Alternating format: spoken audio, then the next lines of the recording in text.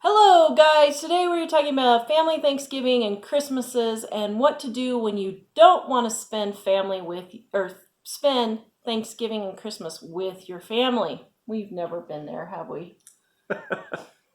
Please subscribe and hit the bell notification so you can be notified when we put up new videos. Hello, I am Tara, the author of the Dining on a Dime cookbook, where you can eat better, spend less. We have a new hardcover with full color pictures and over 1,200 recipes and tips to help you save money on your grocery bill. Check it out at livingonadime.com. I have no idea where this video is going, guys. Okay, so here's the thing.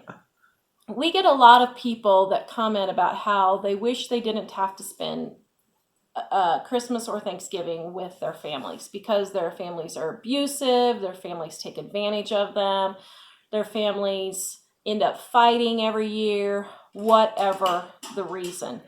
And so I just kind of wanted to address that a little bit because I think people don't realize you do not have to spend Thanksgiving with your family.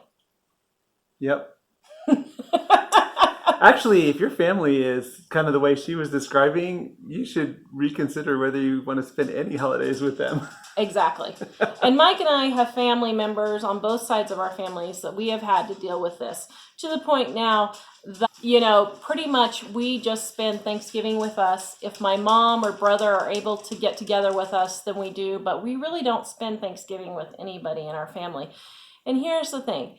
If you go to Christmas or Thanksgiving and your family is always getting in fights, or your family is always tearing you down, or you are the one who is doing all the work and no one else is helping out, that is not okay.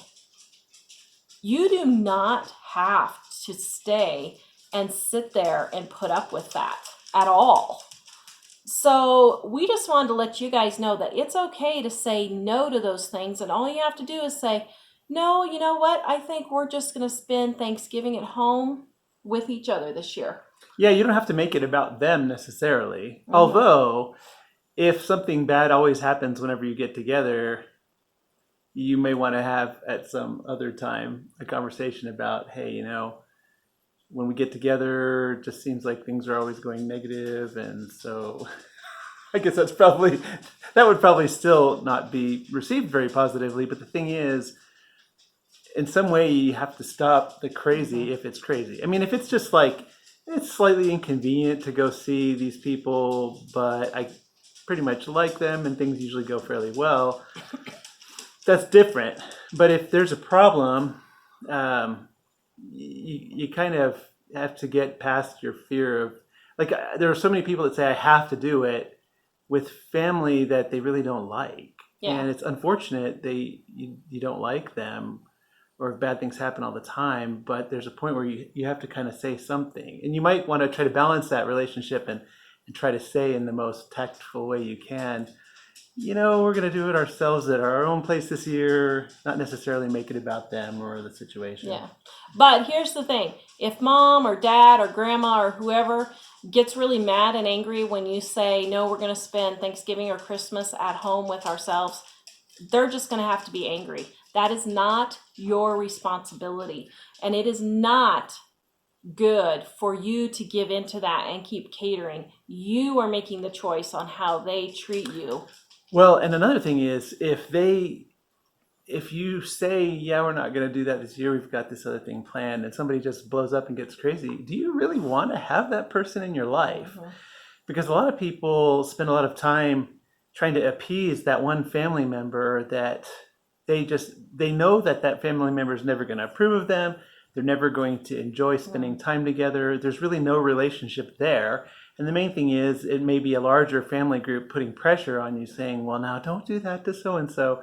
But the reality is everybody's just putting up with it, but nobody likes that behavior. Oh. And at some point, you have to decide for yourself, do I even care about this? Why am I so worried about appeasing this person? Yeah.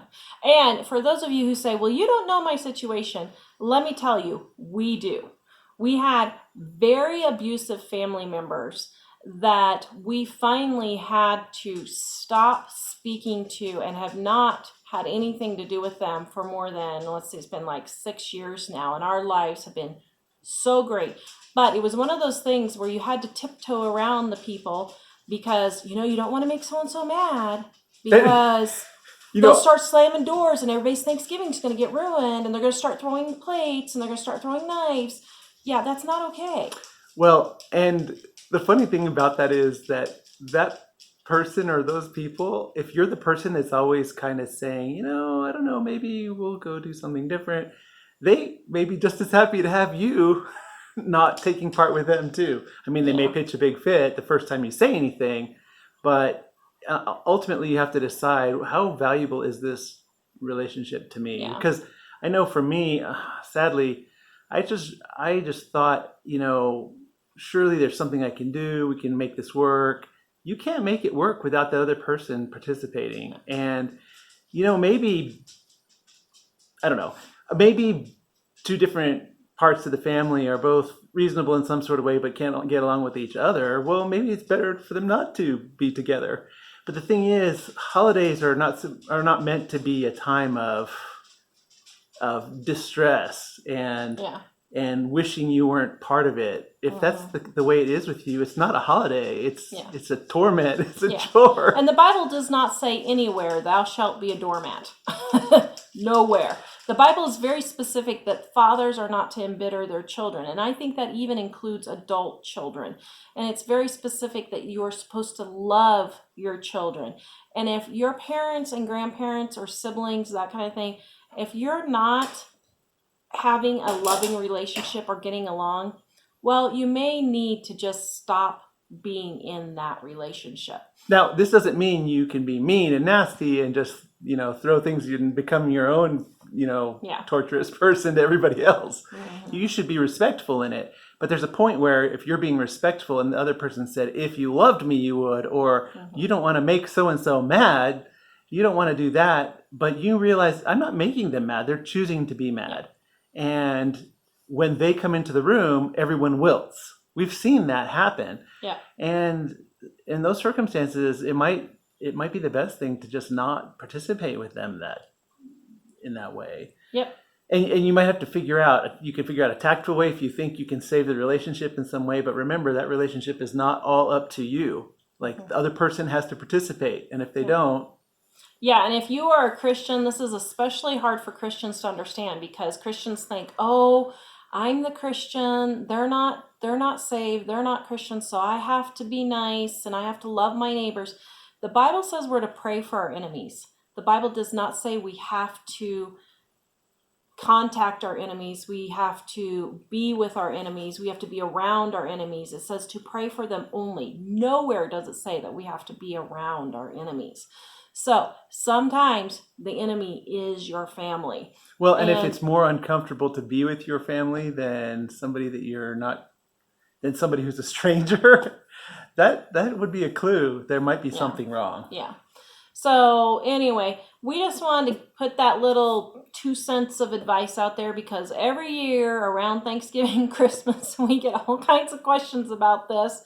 I don't know why, but I guess because people wonder how we do it. But one thing I would say really quickly, though, I know I'm kind of rehashing the same thing, but if you try to think of the most tactful way you can say, I think we're going to do our own family thing this year, or you might eventually have to say something that specifically calls out that things generally don't go well. But if you do your best to, not inflame the situation and that person completely flips out, they're choosing that and you're not. And it's not on you. So if you're being respectful and trying to be kind and they don't respond in a positive way, it's not your problem.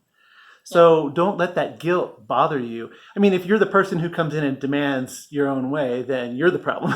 Yeah. But if you're trying to be respectful and kind and the other person completely flies off the handle about it, then that's the problem right there. Yeah. And it's not your fault in that circumstance. Yeah. And it may not be easy. You may have to accept it that they just don't love you the way you love them or the way you think you love them. And it's not easy, but how easy is it to keep going back and being abused every holiday and being miserable every holiday? So you are to pray for your enemies. You do not have to be around your enemies. This is just our little 2 cents of advice to help you through Thanksgiving and Christmas. And also one thing quick. There will be some situations where if you are a Christian and you pray about it, you're like, God, I don't know what I'm going to do about this. If God tells you that you need to stay in that relationship, that is fine. If you feel that God is specifically telling you to stay in that relationship, but if you're just staying out of guilt, that is from Satan. That is not from God. So, Well, one other thing also is, it's not necessarily worth cutting the whole relationship if it's just that so and so. Sometimes it's worth putting up with something if the person is generally nice to you, but they just talk a lot or something that's not really stepping on yeah, people. we're talking about abusive, name calling, putting people down, screaming, yelling, throwing things, getting drunk, those kinds of things. Yeah, those things aren't good. Yeah. We have a special gift for you guys. We have our Thanksgiving on a Dime ebook for $1 right now in our store. If you are preparing Thanksgiving dinner, this ebook will help you with all our tips and tricks, and it's $1 right now. Go to livingonadime.com, click on the shop, click on ebooks, and it is there in our ebooks. All right, please visit us at livingonadime.com, and we will see you guys next time. Bye.